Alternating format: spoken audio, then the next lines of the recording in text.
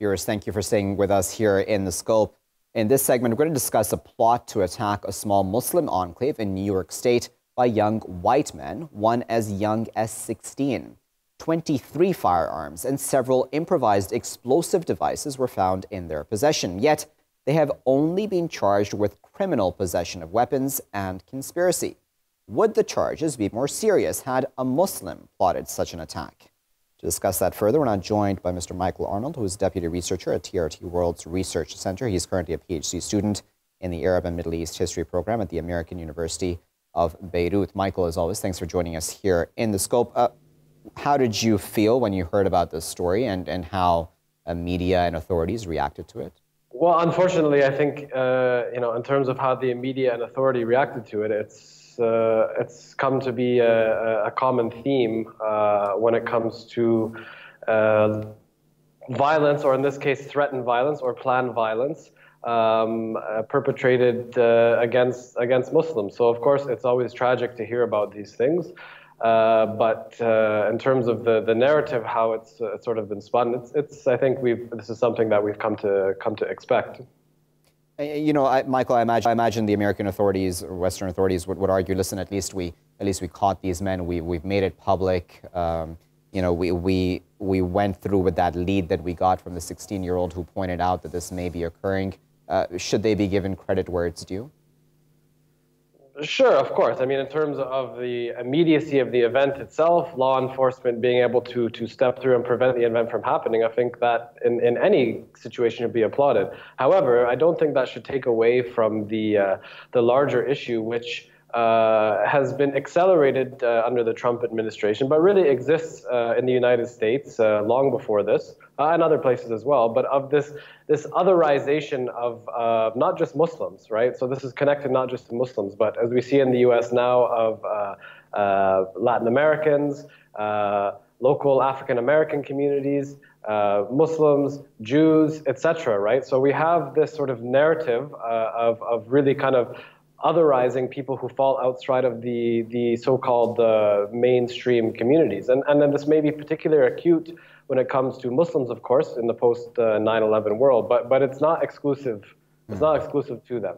And I don't think the fact that law enforcement was successful in preventing it in this case should really sort of take away from this, I guess we can say, meta-narrative of why these things may be seeming to occur more commonly. Exactly, and I wanted to pick up on the last point you just made there, Michael, because it does seem, and it's a fact seemingly, that this far right is growing, isn't it, throughout the Western world. And we can talk about Europe as well, we can talk about the EDL, we can talk about AFD in Germany as well, and other such movements. How much of a threat do you think that is, to security in much of the Western world, and why isn't it being dealt with in a much more aggressive fashion, do you think? Well, I think, there's a number of things to unpack there. I think, first of all, it's worth stating that although we do see the rise of the far right in much of the Western world, how it's occurring in Europe and the dynamics that are leading to it in Europe are not necessarily identical with those in the United States. Of course, there are commonalities, there are things shared between them, but they're not necessarily identical. I think what we have in the United States is much more of a policy sort of driven rise of this type of rhetoric. So we have, rather than this sort of organically coming from a grassroots sort of, political sentiment, I think over the years, particularly since September 11th, it's a discourse from the authorities that has securitized, particularly Muslims, and made them out to be a security threat. But again, this is part of this larger issue of minorities, if we want to use that term, or of immigrants, and largely, like I said, the other, right? Whoever we conceive to be as the other is put in a category that is potentially threatening.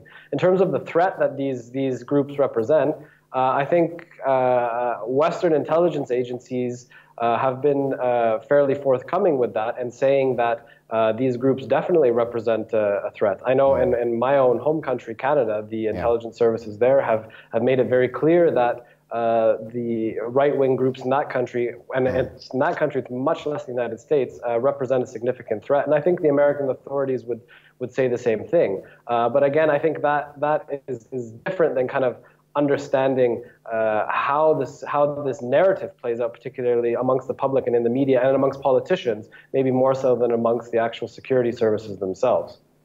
I just want to take a very quick out and show our viewers a few graphs that we found as we're doing research for this show. And, they talk about domestic terrorists by race over the past number of years and other such statistics which show that, as even the FBI has said, essentially the primary terrorist threat, and I'm quoting the FBI Director Christopher Wray here, primary terrorist threat to the homeland today, i.e. the U.S., without question, in his opinion, is homegrown violent extremists. And here he's speaking specifically, seemingly at least, about right-wing white supremacist terrorism. Michael, the one thing that comes up when one looks at such graphs, and we can talk about a lot of studies that have been done in the United States proving that white supremacists / right-wing extremists are more of a threat, is that there are just more white people in the United States. So is it that surprising that there will be more white people that be carrying out such attacks or plotting such attacks? Should that really be made as big a deal of as I'm asking right now, or that many Muslims would? Well, I think yes and no. I mean, that's a fair point. You say there's much more white people in the United States, so therefore they are statistically more likely to commit these types of crime, so to speak. But I think that confuses the issue a little bit, because if here we're talking about terrorism per se, and again, there's, I think, issues around terminology here, because especially in recent years, I think it's become fairly muddled what that term actually means and the meaning behind it. Now, I think it's become accepted, unfortunately, but it's become accepted both by Muslims and non-Muslims that when they hear the word terrorism in the West, it really means an act of violence, particularly an act of political violence, or at least alleged political violence carried out by a Muslim. When it's done by others, it depends on what the target is. And I think that's where we can see that someone, for instance, like Timothy McVeigh in the 90s in the Oklahoma City bombing, he was targeting the state. And so it was easy to label that as right-wing terrorism because he was targeting the US government.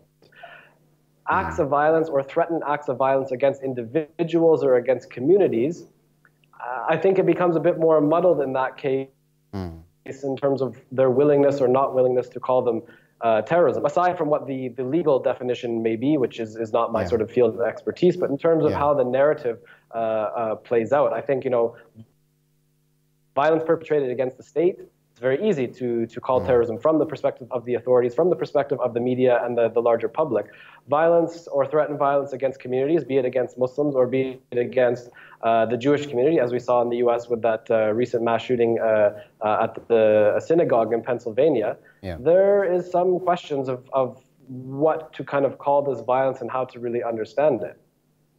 Okay, so, as a final word then, Michael, as a Canadian myself as well, we can look at a number of examples, can we, Michael, about what's happened in Canada specifically. So we can talk about the Quebec mosque shooting. We can talk about other such examples. We can talk about the Good Boys and the rise of that sort of a right-wing group in Canada as well. Even in a country as multicultural, if I may use that term, Michael, as Canada, why are we seeing, do you think, the rise of the right to such an extent, and in such an extent where there's violence perpetrated?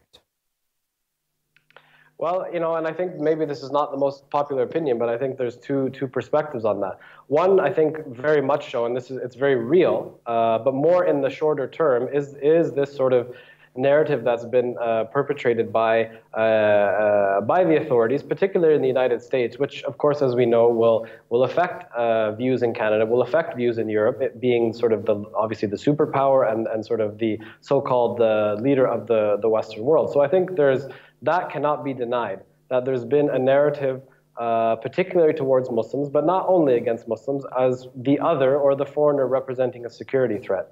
On the other end of the spectrum, in terms of even a place like Canada, why we see some rise of these types of groups, I think there is clearly a malaise in Western liberal society in general with the idea of whether they call it multiculturalism, with immigration, etc. And that, I think, comes from a much more deeper place and actually reflects maybe some contradictions that actually exist within the construction of these societies themselves. And it's something that needs to, I think, be really worked on. And I understand that's a bit vague, but I think we shouldn't dismiss the policy aspect of this and the political aspect of it. But I don't think it should be reduced solely to that, because I think there are larger and more deeply ingrained issues that are beginning to emerge. Obviously, we see it very clearly in Europe. We see it quite clearly in the United States, and we see it less clearly in places like Canada. But it does rear its head now and again, as you mentioned. Very well, Michael. Well, with that, we appreciate, of course, your time and your insight and analysis for this very important issue. That was Michael Arnold, Deputy Researcher at TRT World's Research Center. They're speaking to us from Istanbul via Skype. Now, viewers, this plot, which many would call, of course, a terror plot, for arrested there very young men as well. One actually just a 16-year-old as well who is facing charges in this specific case to apparently attack a small Muslim enclave in New York State called Islamberg. They had, homemade bombs, firearms, 23 firearms, in fact, and 3 improvised explosive devices, which included nails and other projectiles as well. So had, God forbid, such an attack being carried out, we'd have, casualties, etc. The authorities, as I said, did, of course, act, credit where it's due, but then the reaction or the lack of, really, alarm that this has raised is an important topic to talk about and keep an eye on. We'll keep an eye on all such stories here in The Scope, but thanks for watching this edition. I've been Michael Arnold.